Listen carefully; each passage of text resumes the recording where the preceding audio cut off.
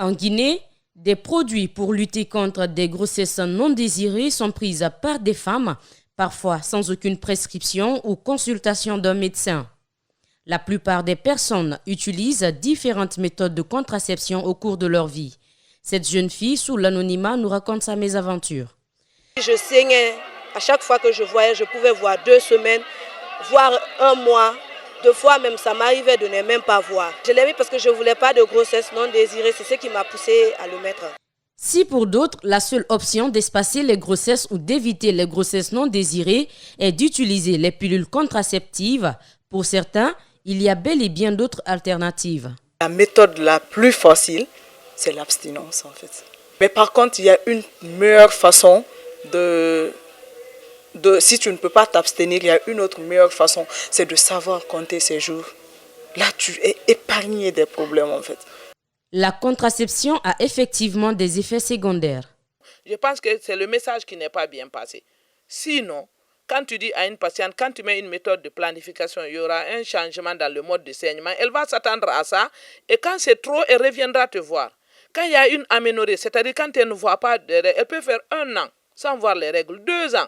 Ça ne s'accumule pas dans le corps, ce n'est pas grave.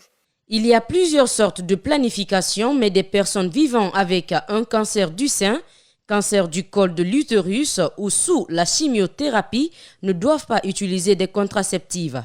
Selon les données, la plupart des femmes en âge de procréer utilisant la contraception moderne est passée de 28% en 1970 à 48% en 2019. Sur cette image postée sur Internet, l'on aperçoit une personne victime de surpoids. Principale conséquence de la prise des médicaments pour grossir sans précaution médicale. En Guinée, elles sont nombreuses les victimes de cette pratique. L'impact de ces produits sont les suivants.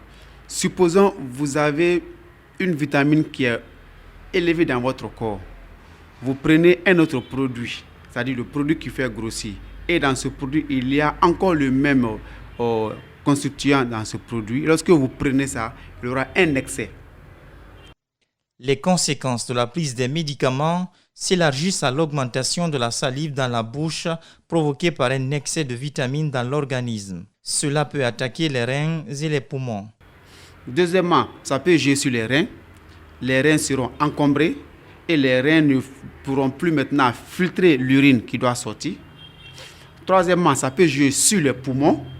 Les poumons ont pour rôle de recevoir l'air et de le faire sortir. Pour ce médecin, prendre les médicaments pour grossir n'est pas forcément conséquent, car la perte d'une centaine de formes de son organisme demande la prise de certaines précautions.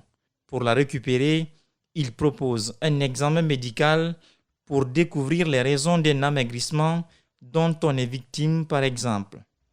On doit prendre ces produits lorsque nous n'avons pas d'appétit. On peut prendre ces produits. Deuxièmement, on prend ces produits lorsque nous venons de sortir d'une maladie. Nous sommes affaiblis. On peut prendre ces produits. On peut prendre ces produits lorsque on fait un bilan.